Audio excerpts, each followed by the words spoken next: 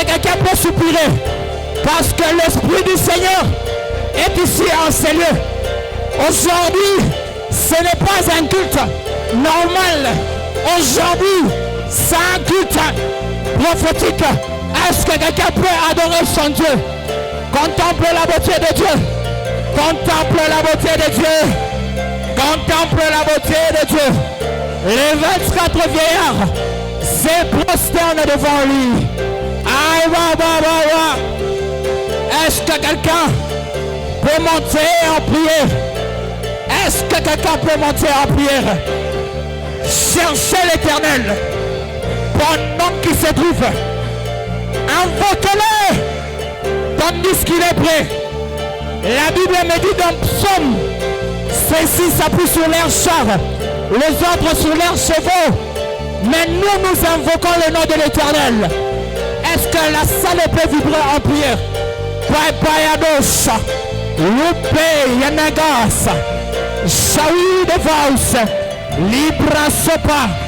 Est-ce que quelqu'un peut vibrer? Vibre pour Jésus. Laisse-toi aller pour Jésus. Si c'est dormir par terre, la latine, tu as comme adoré mon wako. Kamani kuria, ria, mungu bala muriaka, mungu bala mombaka, apayadosa, le père bledeka, apaike. Est-ce que quelqu'un peut monter? Est-ce que quelqu'un peut monter? Est-ce que quelqu'un peut monter? Est-ce que quelqu'un peut monter? Est-ce que quelqu'un peut monter? Est-ce que quelqu'un peut monter? Est-ce que quelqu'un peut monter? Libra sapayados. Oh, stawi de gla. La pradouche me. Zoprekadaede. Oh Dieu tout-puissant. Est-ce que quelqu'un peut vibrer en prière? Est-ce que quelqu'un peut vibrer en prière? My God. Est-ce que tu peux invoquer le nom de l'Éternel? Est-ce que tu peux invoquer Aujourd'hui c'est possible. Aujourd'hui c'est possible. Quelque chose commence dans ta vie. C'est possible avec Jésus. C'est possible avec Jésus. Nous sommes le premier dimanche du mois. Ta manière dont tu adores détermine la vitesse. Est-ce que tu peux monter? Est-ce que tu peux prier? Est-ce que tu peux prier? Est-ce que tu peux prier? Parle à Dieu, parle à Dieu, parle à Dieu, parle à Dieu. Parle à Dieu, parle à Dieu, parle à Dieu, parle à Dieu. Il y a ce chant qui est en train de monter dans mon esprit. Yesu ni wimbo, Yesu ni wimbo. Est-ce que tu peux parler à Dieu ce soir? Aya, Yesu ni wimbo. Il y a ce chant qui est en train de monter dans mon esprit. Jésus est ton chant ce matin. Yesu ni wimbo wako asubuhi ya leo. Il est ton chant. Dans l'allégresse, il est ton chant. Dans la joie, il est ton chant. Il est Dieu, il est Dieu, il est Dieu, il est Dieu. Yesu ni wimbo. Est-ce qu'on peut nous faire ce chant? Aïe, aïe. Il est Dieu ce matin. Il est Dieu ce matin. Yesu ni wimbo. Il est Dieu ce matin. Est-ce qu'on peut nous faire ce chant? Yesu ni wimbo wao yangu nitamusifu hata milele. Yesu ni wimbo wao yangu nitamusifu hata milele. Oh Yesu, Yesu ni wimbo. Fais-le bien comme une prière. My God. Andes kapande levradish kaudagas. Fais-le bien comme une prière. Il est ton chant ce matin.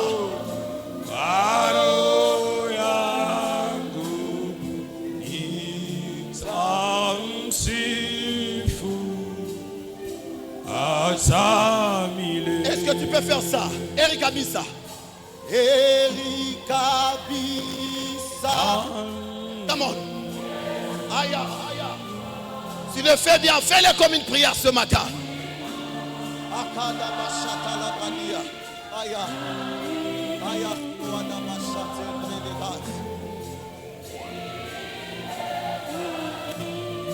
Dieu est là ce matin. Aïe, aïe, aïe. Dieu est là ce matin. Aïe, aïe, aïe. Est-ce que tu peux faire ça? Calvaire, Calvaire, Zumboya, Aïndele Bradis. Il est ton Dieu ce matin. Malais, Kawinega. Il est Dieu ce matin. Fais-le bien, fais-le bien. Au Calvaire, Calvaire, Calvaire. Il est Dieu ce matin. Il est celui. My God.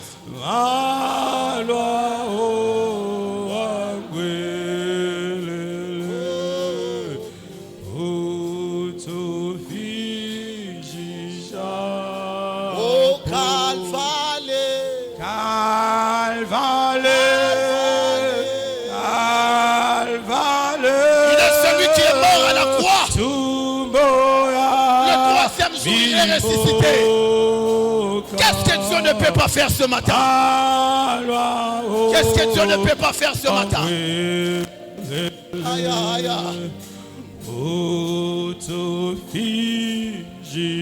Fais ces dernières coupes. Oh Moussalaba, Moussalaba,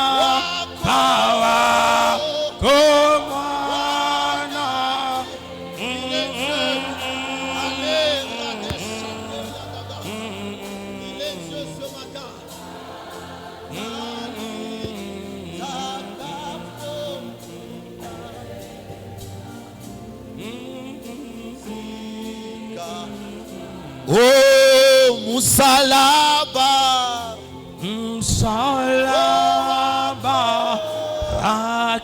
Akumwana, Ifarajoya, oh Ata,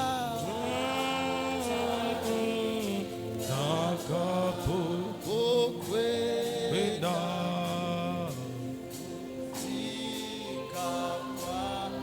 Oh Moussalaba,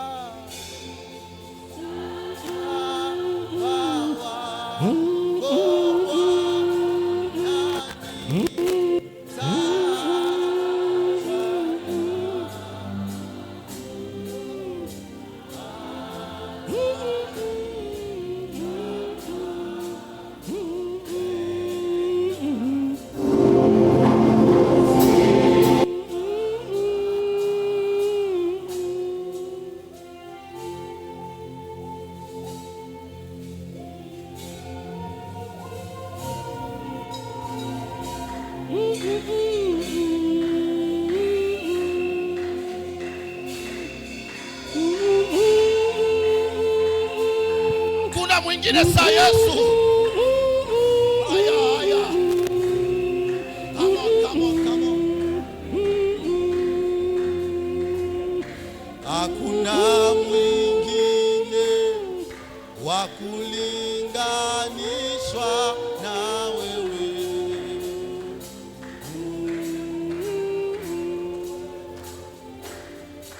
Ulisema wewe uko uliko mimi. Oh, kwa kuabudiwa, kwa kuheshimiwa. Ni yeye Yesu asubuhi ya leo. Fais-le bien, fais-le bien, fais-le bien.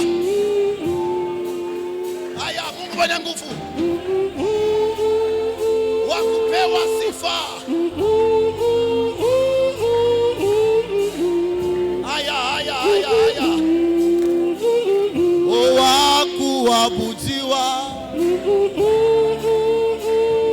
qu'on peut faire ce chant ensemble? Comme une prière ce matin. Comme une prière ce matin. Come on, come on, come on.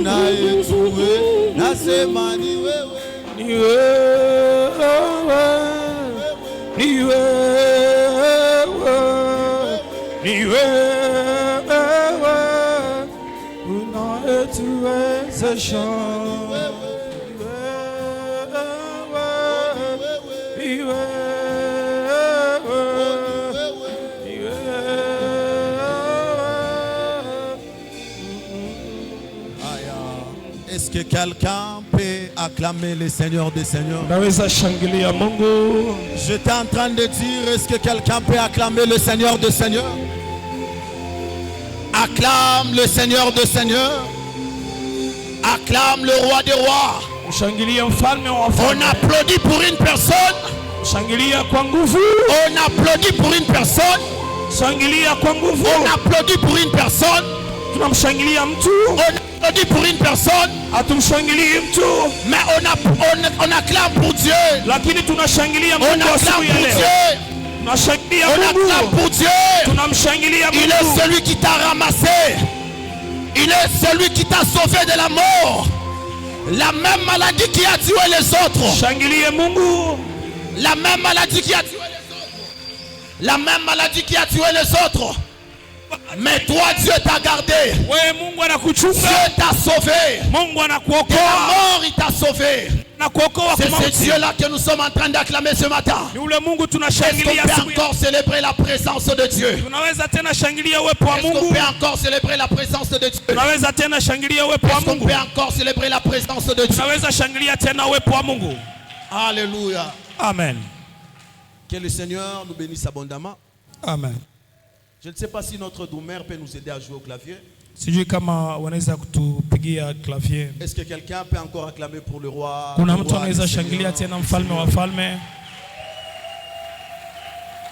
Alléluia. Amen. Que le Seigneur nous bénisse abondamment ce matin. Je dis encore merci à Dieu pour sa grâce et son amour. Je dis encore merci au patriarche, le révérend Stanislas Mulumba. Et je ne cesserai jamais de le dire. Le fait de mon cœur et ma prière, que son Dieu puisse les garder longtemps pour nous. Alléluia. Amen. Est-ce qu'on peut acclamer pour la gloire de Dieu? Et je dis encore merci au collège pastoral et au collège des anciens et au collège des diacres. Et Dieu a permis que nous puissions parler de la part de Dieu ce matin. Et je dis encore merci à toi qui es là. Et par la grâce de Dieu, je crois que le Seigneur va encore nous parler ce matin. Et ça serait une ingratitude ce matin si je ne présente pas quelqu'un qui est plus cher pour moi. Et par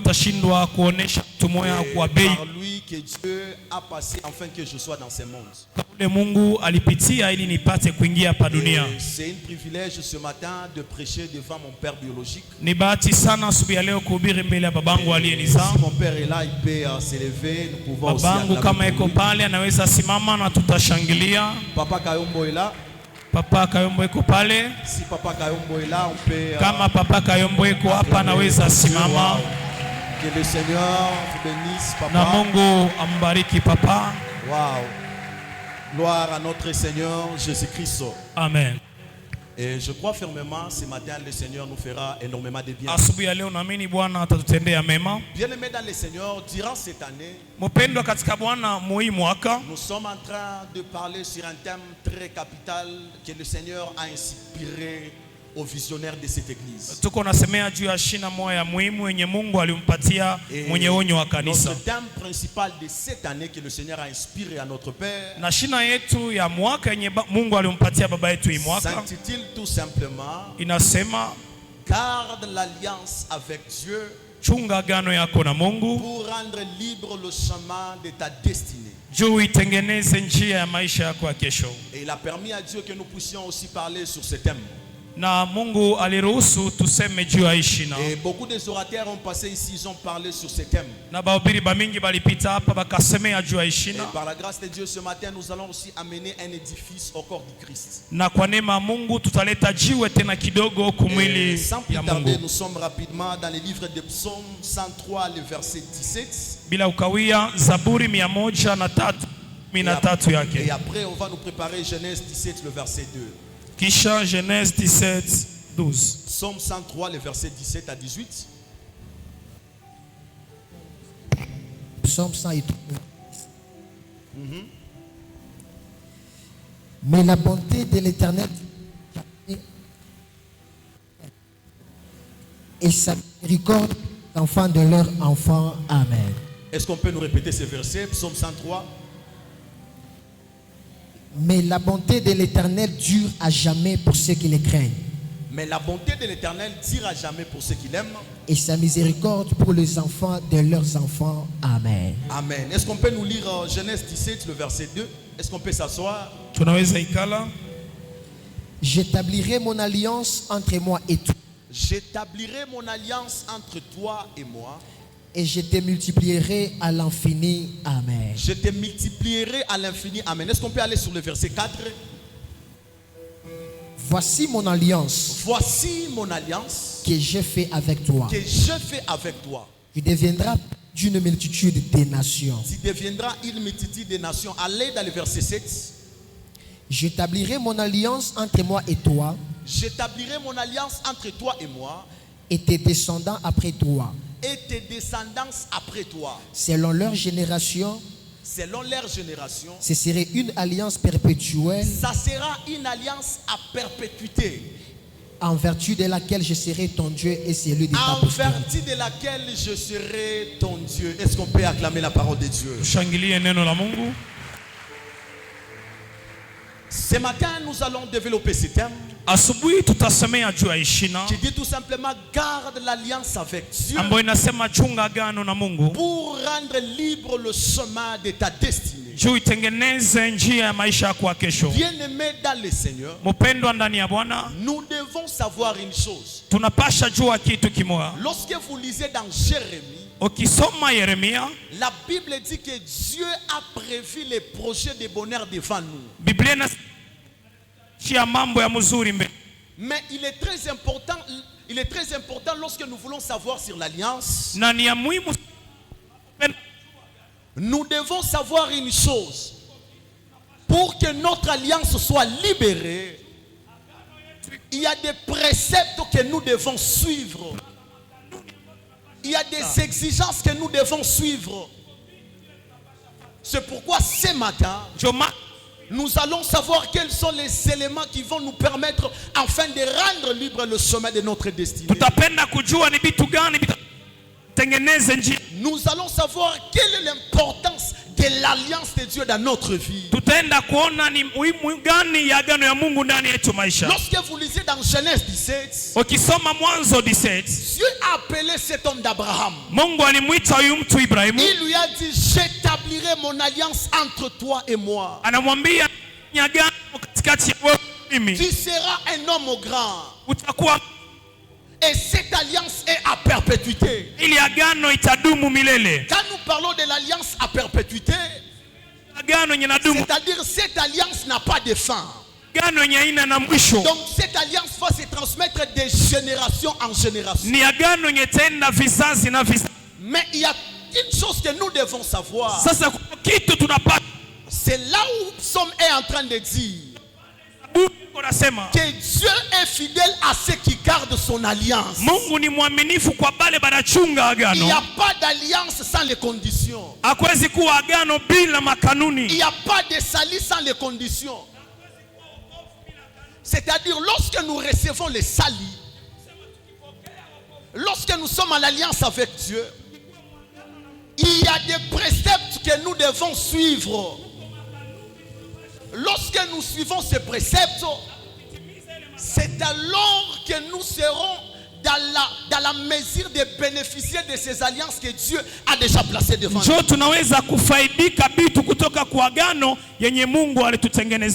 Alléluia. Amina. Depuis que Dieu a créé Adam et Ève, Tangu Mungu alimuumba Adamu na Hawa, Adam et Ève étaient dans ce qu'on appelle dans l'alliance avec Dieu. Adamu na Hawa balikuwa muagano pamoja na Mungu. Quand Dieu a créé l'homme, il a établi dans les jardins d'Éden. Na wakati Mungu alimuumba mwanadamu alimweka mshamba la Edeni. Le but de Dieu c'était que l'homme puisse vivre éternellement. Na shabaha ya Mungu ilikuwa ni mtu aishi milele. Et cette forme que Adam et Ève vivaient dans les jardins, na ile hali ya Adamu na Hawa kuishi ndani ya shamba la Edeni, d'alliance que Dieu a placée avec Adam. Ilikuwa kama agano yenye Mungu alifanya na Adamu. Tout comme le poisson est dans l'eau, safi le samaki anaweza kuwa ndani ya maji, il est appelé à accomplir l'œuvre de Dieu ou la mission de Dieu dans l'eau. Anapasha kutimiza wito ama kazi ya Mungu ndani ya maji. Lorsqu'on prend le poisson et qu'on l'enlève dans l'eau, bakimtosha samaki ndani ya maji, ce poisson-là va mourir.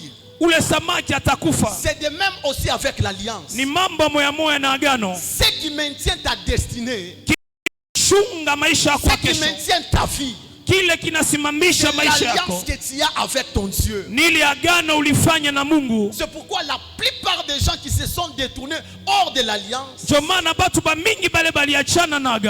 se sont retrouvés dans des situations très difficiles. Ça peut être ton cas ce matin. Adam et Ève étaient en train de vivre dans l'abondance. Et lorsque vous lisez dans Genèse chapitre 2 le verset 28, Dieu bénit l'homme et la femme. Il leur a donné l'autorité sur toutes choses. Mais lorsque vous lisez après, la Bible dit que Dieu met qu'on appelle les ordonnances à suivre. J'ai dit à mon introduction, il n'y a pas d'alliance sans condition. Lorsque Dieu nous appelle, il y a des choses que le Seigneur nous a dit en clause, pour que nous puissions nous maintenir dans cette alliance. Il est très important de suivre cette alliance et de le mettre en pratique. Dieu a béni l'homme et la femme. Mais il les a donné la condition. Vous allez manger de tous les arbres du jardin. Mais quand il y a l'arbre qui est au milieu, vous n'en mangerez pas et vous ne toucherez pas. C'est pourquoi la plupart des gens aujourd'hui ont déjà abandonné Dieu depuis longtemps. Ils ont déjà quitté dans leur alliance avec Dieu. Et lorsque Adam et Ève ont désobéi à la parole de Dieu, la Bible déclare la mort est entrée. L'obéissance est le résultat de reconnaître la volonté de Dieu et de marcher dans la volonté de Dieu.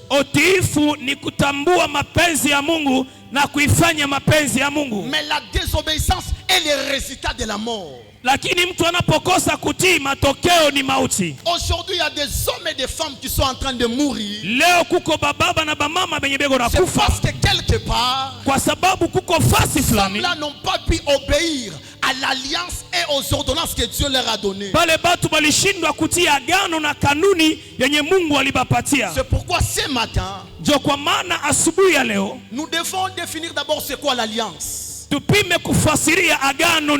L'alliance est un clause entre deux personnes.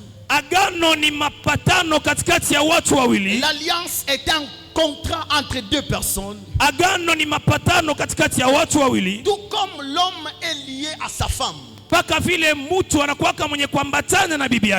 alors qu'il y a même des promesses que les gens qui veulent se marier, ils font des promesses en ces lieux. Ils se disent que nous serons avec toi jusqu'à la fin et jusqu'à la mort. Et aussi notre alliance avec Dieu, c'est une alliance à perpétuité. Et cette alliance se transmet de génération en génération. Alléluia. Amen.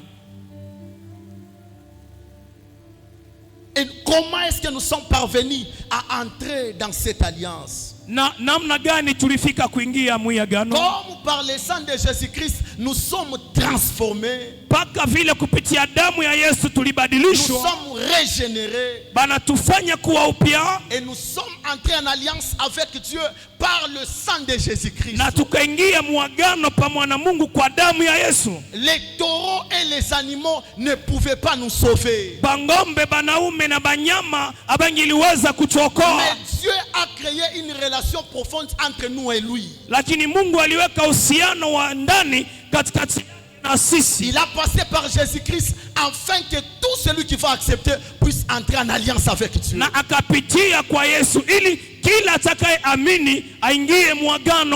comment nous devons entrer dans cette alliance avec Dieu? C'est croire seulement au Seigneur Jésus-Christ comme Seigneur et Sauveur personnel de notre vie. Et cette alliance qui se transmet de génération en génération, nous devons suivre les préceptes de Dieu afin de maintenir cette alliance en Dieu.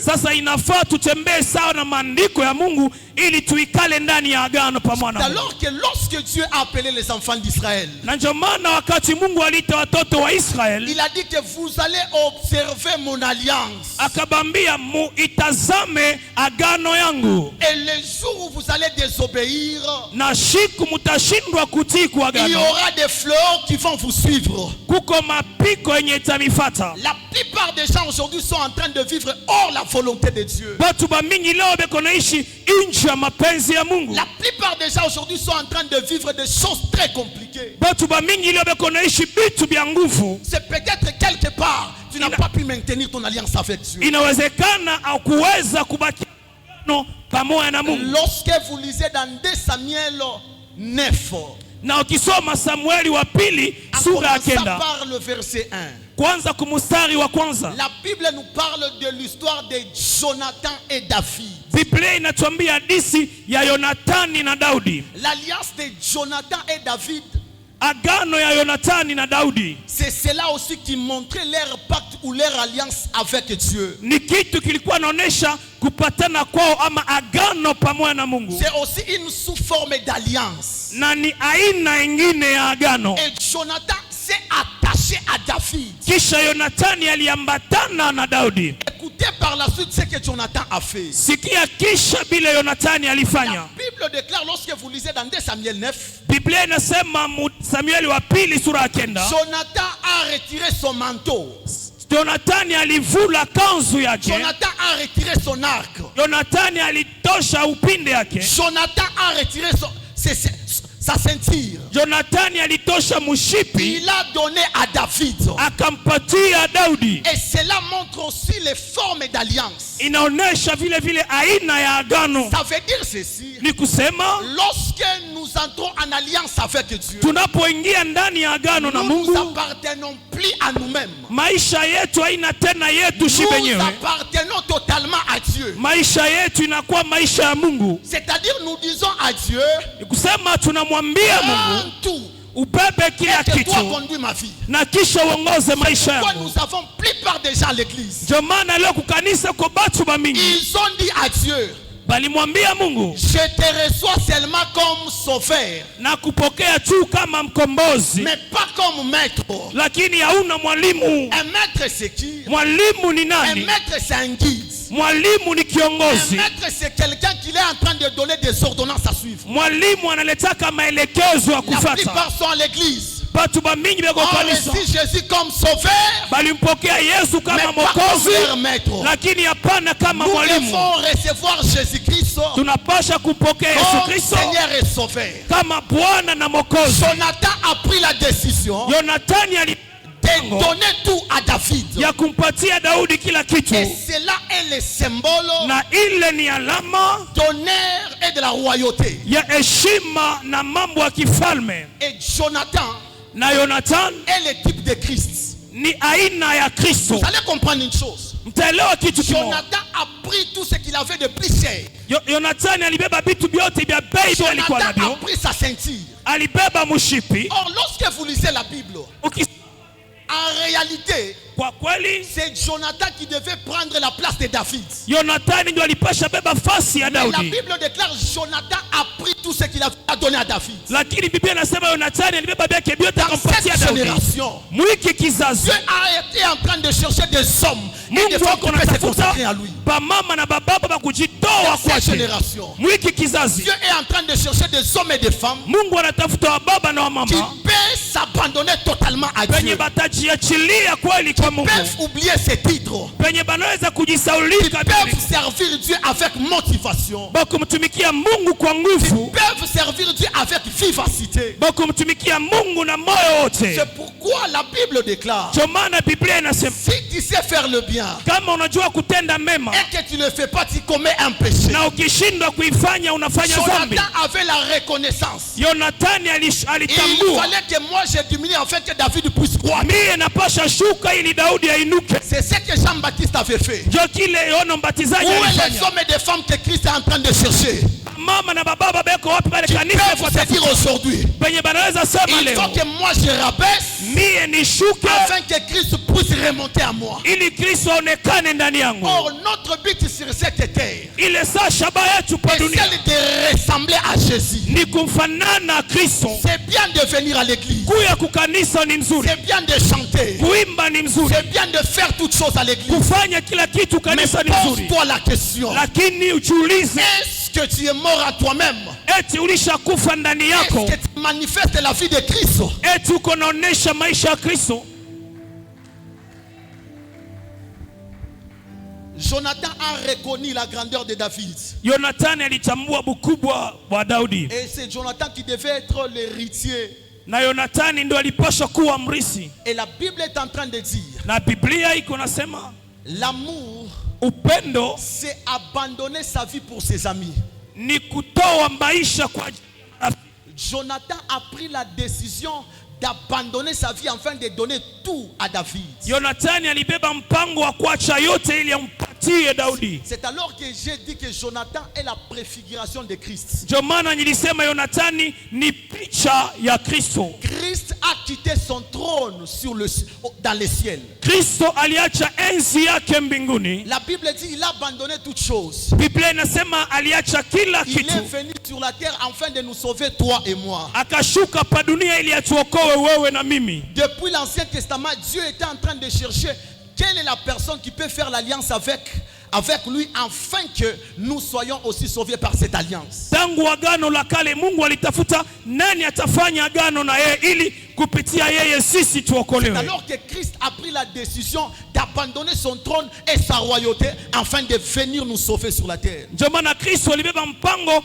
wa kuacha enzi yake na ufalme ili aye pa dunia Et atuokoe. par cette alliance que Christ a fait avec Dieu, Na kupitia agano ambayo Kristo alifanya na Mungu, nous avons la rédemption de nos péchés. tunapata kukombolewa kutoka dhambi Par le sang de Jésus-Christ, kupitia damu ya Yesu nous Kristo, avons été transformés. na tukabadilishwa Nous avons été régénérés. na Mungu akatufanya kuwa viumbe Nous vipya. avons la rédemption de nos péchés. Kisha tunakombolewa kutoka kudhambi. C'est pourquoi la Bible déclare Ndio maana Biblia que inasema ceux qui croiront à lui, Dieu offre le salut. en pale Jésus-Christ. batamwamini Mungu atapatia wokovu ndani ya Kristo. Car les animaux ne pouvaient jamais sauver l'humanité. Kwa maana damu ya panyama ingeliokoa ulimwengu, Mais la Bible déclare Christ Christ s'est formé, Dieu l'a formé comme un corps. Lakini Biblia inasema Mungu alimtengenezea Kristo mwili afin qu'il soit sur la terre,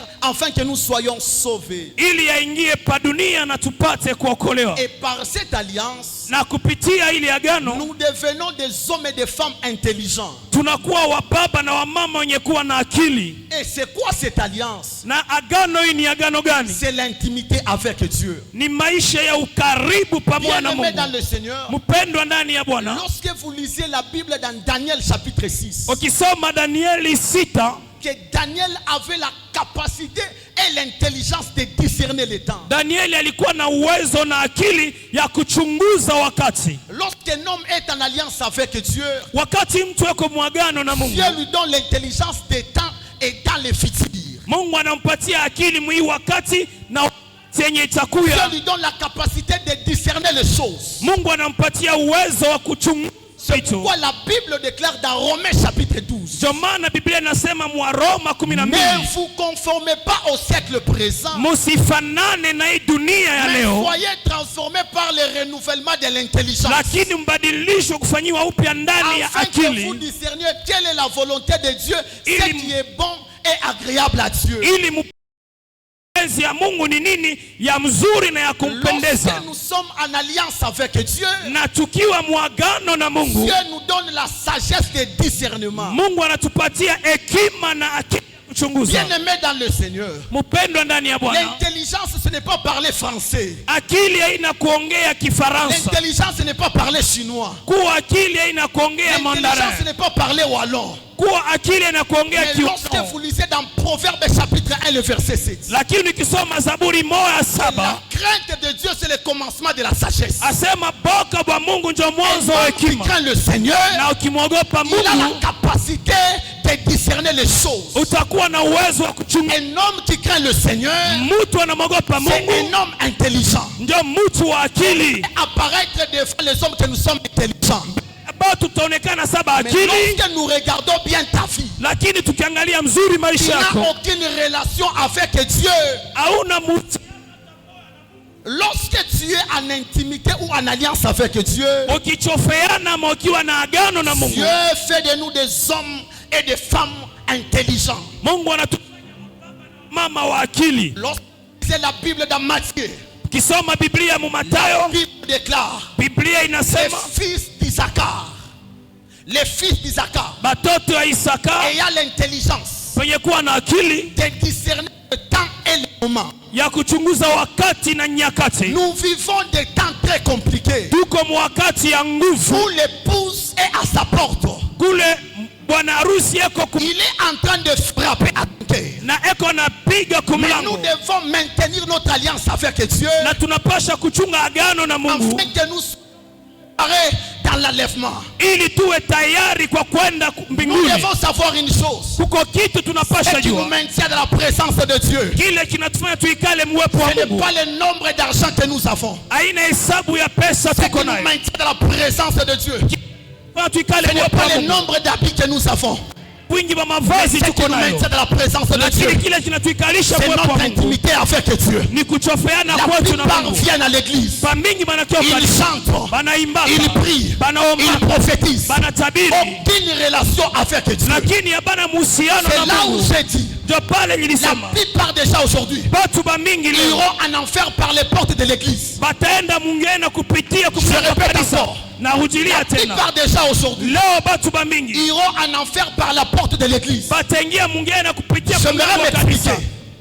J'aimerais m'expliquer. Acha nikufasirie. Cela veut dire quoi? Ni kusema nini? Nous venons à l'église, Tunakuweka kwa nous kanisa, chantons, tunaimbaka, nous faisons toutes choses, tunafanya kila mais kitu, nous n'avons aucune relation avec Dieu. lakini hatuna muhusiano na Le plus Mungu. important n'est pas de quitter l'église. Kitu kia lazima ina Le plus kutoka important kanisa, n'est pas d'abandonner l'église. kitu kia lazima ina Mais le kuacha plus kanisa, important, lakini kia lazima pose-toi la question. ujiulize Quelle est ta relation avec Dieu? uko muhusiano gani na Nous Mungu. venons à l'église, Tunakiweka kwa nous kanisa, faisons toutes choses, tunafanyaka kila mais kitu, nous n'avons pas la vie de Christ. lakini hatuna maisha ya Oh, Kristo. notre but sur la terre Ile saa shaba yetu est kwa de dunia ressembler à Jésus. ni ya kumfanana na Yesu. La Bible déclare, Biblia inasema tel il est, vile eko tel nous sommes, ndio tunapasha et kuwa tel nous serons. na vile utakuwa kesho.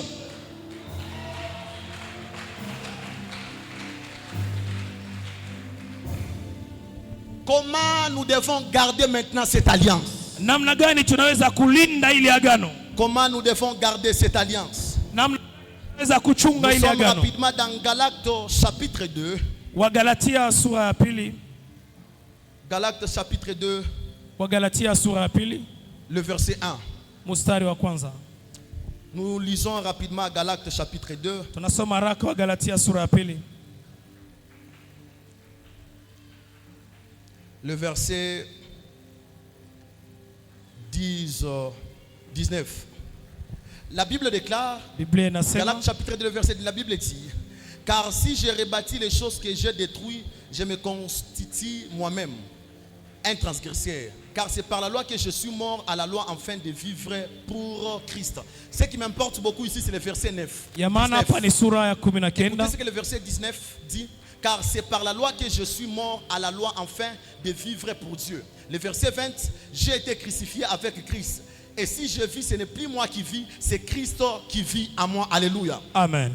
La première des choses qui nous permettra de maintenir notre alliance avec Dieu, c'est-à-dire nous devons mourir à nous-mêmes. On ne peut jamais maintenir l'alliance lorsqu'on n'est pas mort à nous-mêmes. Pour conserver cette alliance, nous devons mourir à nous-mêmes.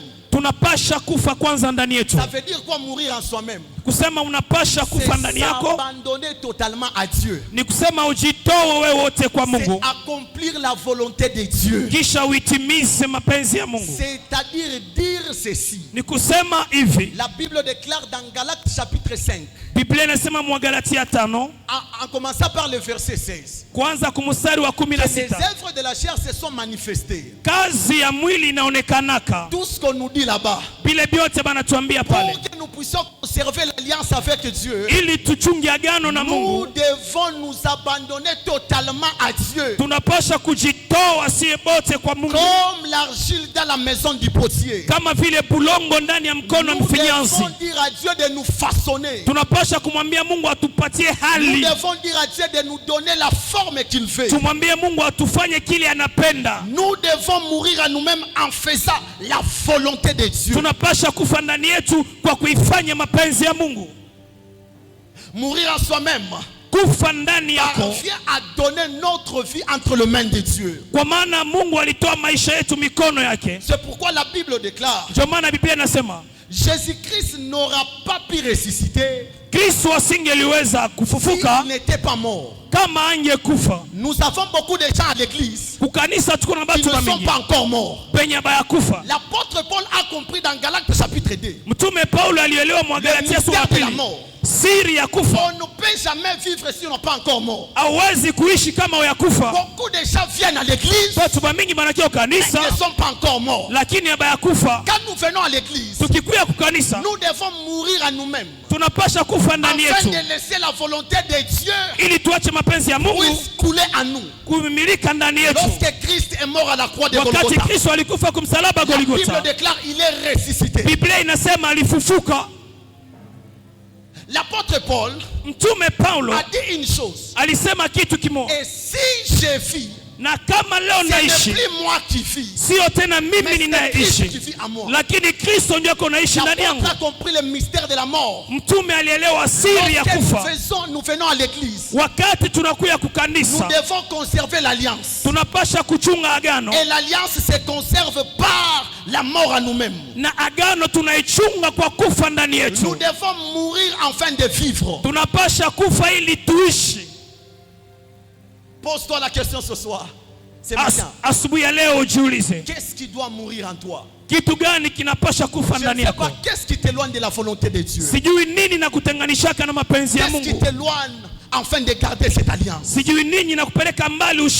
matin, j'aimerais parler à quelqu'un. Il y a quelque chose qui doit mourir en toi. Je ne sais pas si c'est ton comportement. Je ne sais pas si c'est ta façon de marcher avec Dieu. Mais ce matin, lakini asubuhi ya leo il y a des hommes et des femmes qui doivent s'abandonner totalement à Dieu. kuko bababa na bamama wanapaswa jitoa kwa Mungu. C'est pourquoi l'apôtre Paul avait compris ce mystère. Ndio maana mtume Paulo alielewa hii siri. Pour vivre, il devait d'abord mourir à lui-même. Ili apate kuishi ilifaa akufe kwanza ndani yake.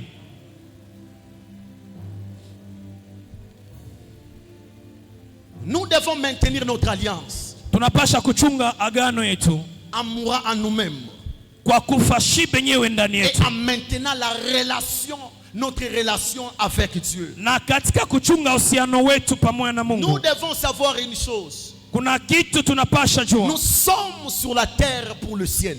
Tuko hapa pa dunia juu ya kwenda mbinguni. La Bible déclare Biblia inasema que nous devons savoir une chose. tunapasha kujua kitu kimoja. Celui qui aime le monde ne saura jamais plaire à Dieu. Mwenye anapenda kujifanya rafiki wa dunia atampendeza Mungu. Nous sommes de ce monde mais nous ne sommes pas de ce monde. Kwa maana tuko ndani ya dunia lakini hatuna bapai dunia. Notre alliance avec Dieu, lorsque nous les gardons, Wakati tunachunga agano yetu na Mungu, ça se transmet de génération en génération. ili agano itatembea vizazi baada ya vizazi. Peut-être ça peut être ton cas ce matin. Na asubuhi ya leo inaweza kuwa ni mambo Tu yenye n'as pas pu kuangalia. maintenir ta relation avec Dieu. Ulishindwa kuchunga uhusiano wako na C'est Mungu. pourquoi il y a certaines choses qui sont en train d'arriver à tes enfants. Na ndio maana batoto yako beko naishi mambo moya fulani. Mais grâce à Dieu, j'ai une bonne nouvelle ce matin. Lakini kwa neema ya Mungu nakuletea habari njema Il y asubuhi ya a leo. une alliance qui est au-dessus de tous les alliances. Kuko agano ile iko juu ya magano yote. C'est l'alliance de Jésus-Christ. Ni agano ya Yesu Kristo. Lorsque nous sommes dans cette alliance, Na tukikala mwi peu agano,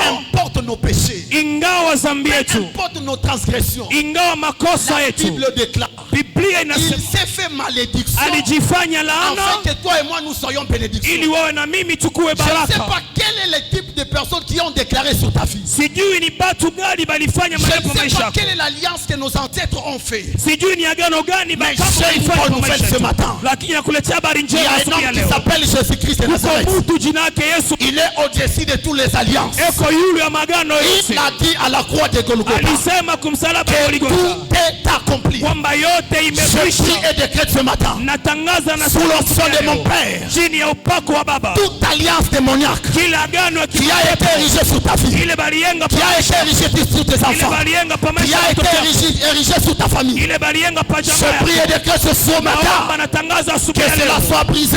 Au nom ianguke de kwa jina la Yesu. My God. Nous sommes dans ce monde. Tuko pa Nous dunia ne sommes pas de ce monde. lakini hatuna bamui dunia, Chez nous, c'est au ciel. na kwetu sisi ni Nous mbinguni. sommes une sacerdoce royale. Sie tuko kazi ya Nous mbinguni. sommes un peuple élu de Dieu. Sisi ni taifa Mungu alichagua. Nous sommes un peuple élu de Dieu. Sisi ni taifa yenye Mungu Nous sommes alichagua. le sel de la terre. Sisi ni chumvi ya dunia, Lorsque nous vivons, na tunapoishi nous duniani devons savoir une chose. kuko kitu Nous tunapasha ne jua. devons pas nous comporter comme les gens du monde. Hatupashi kuishi sabatu ba Les dunia. gens qui sont dans le monde, Aba batu mwenye kuwa et mdunia ils sont heureux parce que c'est chez eux. banafurahi juu ni kwabo Mais hapa, nous ne sommes pas contents dans ce monde. lakini shia tuna furaha Mais pa hii nous dunia, savons une chose. na kuna kitu Le temps tunajua viendra. wakati La utafika Bible déclare kule Biblia que inasema Christ va transformer cette terre. Kristo atabadilisha Et dunia, nous irons na kisha dans tutaenda Jérusalem nouvelle. katika Yerusalemu La mpya. Bible déclare, Biblia inasema là il n'y aura pas la faim. hakutakuwa Là il njaa, n'y aura pas la maladie. hakutakuwa Là magonjwa, nous allons chanter. kule tutaimba, Nous allons vivre tutaishi éternellement. maisha ya Mais milele. la condition Lakini pour kanuni que nous puissions y aller là-bas, ili tufike kule, nous devons maintenir notre alliance. tunapasha kuchunga agano, Et la maintenance de cette na alliance, kuchunga kwa ile c'est agano ça même le passeport. njo passport. Aucune personne n'ira au ciel Hakuna mtu ataenda lorsqu'il n'est pas en mbinguni alliance avec Dieu. kama ana mwagano na Beaucoup Mungu. déjà aujourd'hui Leo batu ba ont des mingi passeports du monde, beko na mais mapassport ils n'ont ya pas de dunia, passeport céleste. lakini hapana passport ya Les mbinguni. passeports célestes Passport ya s'appellent mbinguni alliance avec Dieu. inaitwa agano na Et cette Mungu, alliance, na hii c'est ta agano relation avec Dieu. ni kwa muhusiano na C'est ta Mungu. relation avec Dieu. Uhusiano wako na Mungu. Dis-moi, Uniambie avec qui tu as fait alliance? ulifanya agano na Je te nani? montrerai où tu arriveras. Kuambie wapi utaishi Dis-moi kesho. ce matin, Asubuhi ya leo avec qui tu niambie as fait alliance? ulifanya agano Je na te nani? montrerai où tu Nitakuonesha arriveras. kule Si tu utafikia. as fait alliance avec Dieu, Kama ulifanya si agano tu na as fait Mungu, alliance avec Dieu, ulifanya kazi na bien-aimé Mungu, dans le Seigneur, pendwa ndani ya peu Bwana, importe importe les difficultés auxquelles tu traverses, même si tu n'as pas d'argent, même si tu n'as pas de véhicule, cela n'est pas un problème. Mais le plus important, c'est avoir Jésus et avoir le passeport. Et ce passeport, Christ t'appelle ce matin à donner ta vie. À donner ta vie. La Bible déclare, il a donné sa vie comme un rançon. Comme un rançon. Tout celui qui croira en lui, il entre. My God. Il entre dans ce qu'on appelle l'alliance à perpétuité. Et cette alliance ne finit pas seulement aujourd'hui. Même si tu seras mort. Mais je crois ce matin l'alliance de Dieu avec Jésus. La Bible déclare, moi et Jésus, nous devenons une même personne. Lorsque nous croyons en Jésus, nous avons l'alliance avec Dieu. Et cette alliance, la Bible dit, il faut que je diminue afin que nous puissions croître. La Bible déclare, Jésus s'est fait malédiction afin que toi tu sois bénédiction. Peu importe l'alliance de ta famille, l'alliance de ton oncle, mais ce matin, du haut de cette chair, sous l'onction de mon Père, que cette alliance maléfique commence à tomber.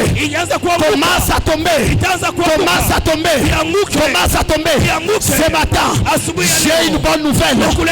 La Bible déclare, Jésus était mort à la croix de Golgotha. Il a crié, mon père, pourquoi m'as-tu abandonné? Il s'est chargé de nos péchés afin que toi et moi nous soyons sauvés. La Bible déclare dans Romains chapitre 8, il n'y a pas de condamnation. J'aimerais dire à quelqu'un, l'alliance de ton père t'a condamné, l'alliance de ta mère t'a condamné. Mais ce matin, il y a une alliance. Dans Romains chapitre 8, il n'y a pas de condamnation pour ceux qui sont en Jésus.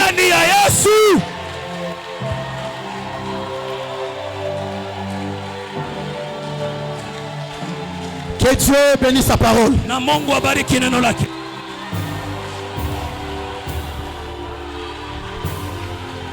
Est-ce qu'on peut célébrer? Tu te tiens debout. Shadadado, Stapayane. Est-ce que quelqu'un peut célébrer Jésus? Est-ce que quelqu'un peut monter Radadadosh?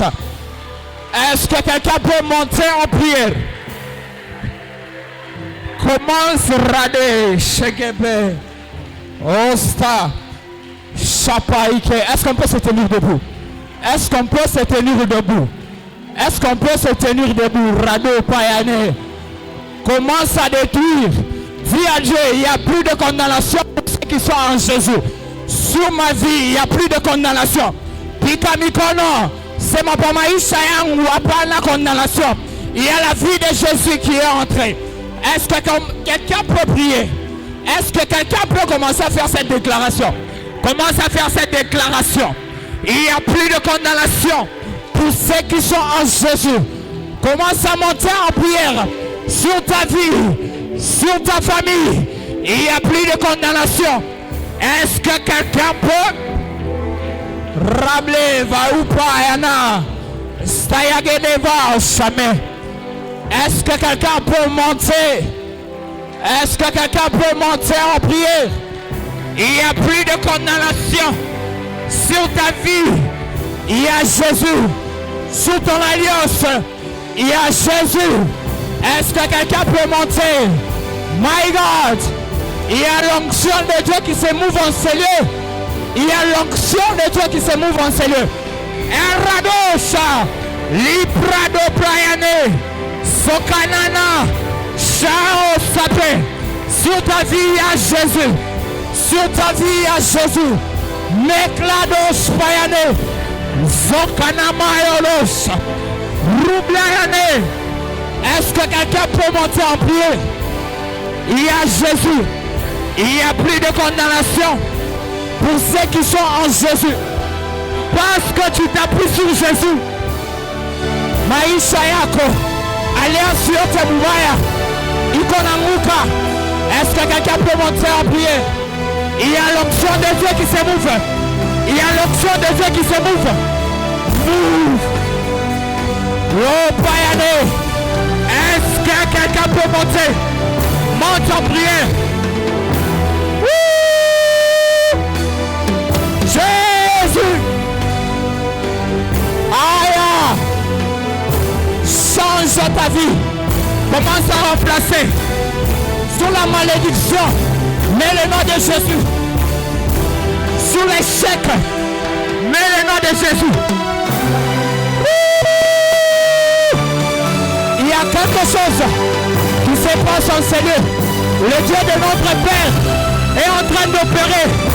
Si c'était la maladie, mets le nom de Jésus. C'est pourquoi il a souverainement élevé. Enfin que tous genoux fléchissent. Rabé Vayama. Oh Payadeche.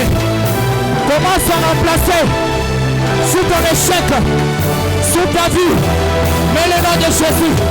Il n'y a plus de condamnation. Il y a le mouvement de l'esprit. Sois connecté. Sois connecté. Il y a quelque chose qui va se passer. Commence à aller. Baba. Commence à prier. Oh, l'Iteleva. Aïe. Sur la malédiction. Mets le nom de Jésus. C'est pourquoi il a souverainement élevé. Enfin que tous genoux fléchissent. Vayadosa. Aïe. Aïe. Commence à remplacer. Si tu es malade, mets le nom de Jésus. Si tu n'as pas de travail, mets le nom de Jésus. Il y a quelque chose qui se passe en Seigneur. Il y a l'esprit. La Bible dit, l'esprit de l'Éternel est sur moi. Il m'a oint pour annoncer une année de bonnes nouvelles. Commence à mettre.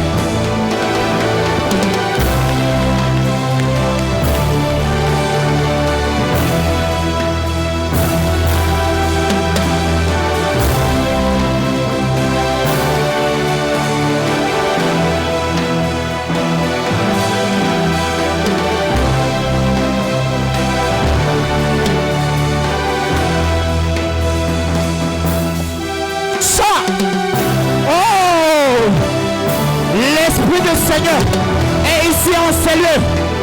L'Esprit de notre Père, le Dieu de l'Alliance de notre Père est ici. Il va te faire du bien ce matin. Commence à prier. Commence à prier. Il y a quelque chose qui se passe dans ta vie. Il y a la délivrance qui se passe dans ta vie. Parce que tu t'appuies sur Jésus. Parce que tu t'appuies sur Jésus. Oh Payane. Oh Stayagesh. Librano Mayadash. Il y a Dieu qui transforme ta vie. Il y a Dieu. Aya. Zotana Malabadash. Libradush. Pikanikono. Pikanikono. Pikanikono.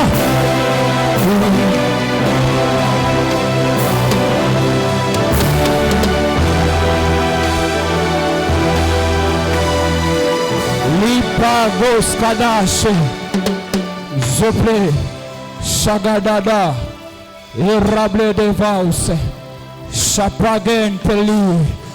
L'Esprit du Seigneur est ici. Le Dieu de notre Père va te faire du bien ce matin. Shanebayadosha. Le Dieu de notre Père est ici en ce lieu. Si tu es malade, j'aimerais te rassurer. Il y a la guérison qui va marcher avec toi. Si tu n'as pas de travail, le Dieu de notre Père aujourd'hui est en train de te donner l'emploi. Abayado Chapé. S'il y a l'échec dans ta vie, le Dieu de notre Père l'alliance de notre Père est en train de te faire du bien. Si tu acclames, quelque chose commence. Si tu acclames, quelque chose commence. Si tu acclames, quelque chose commence.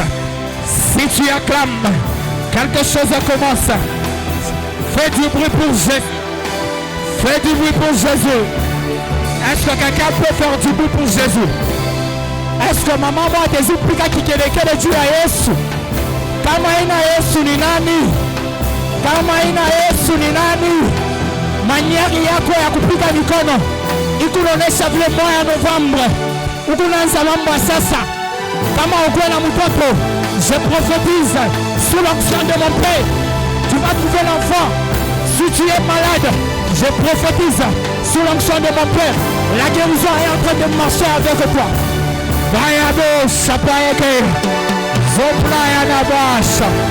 Tu acclames très bien. Aujourd'hui, j'avais dit, c'est un culte prophétique.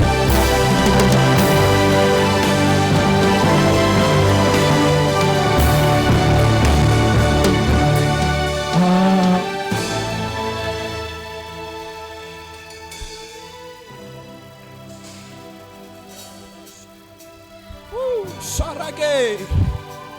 Sapaye kazi.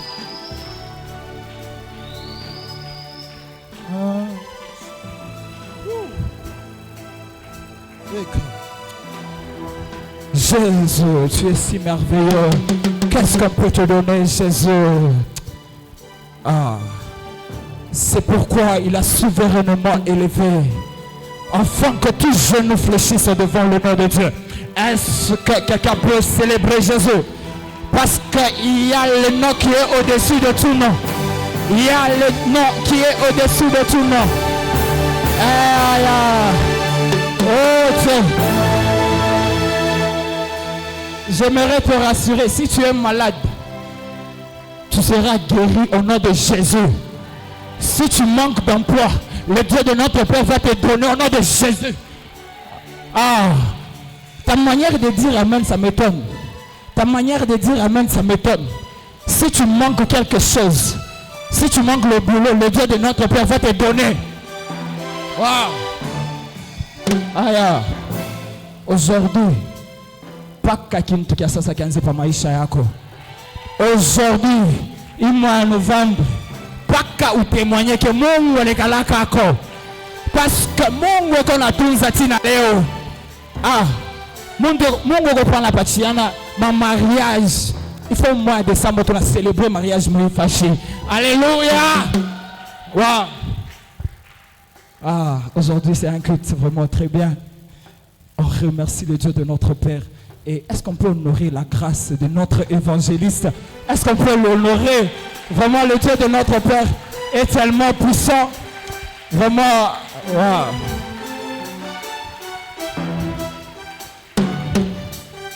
Wow. Sans plus tarder, nous allons prendre nos offrandes.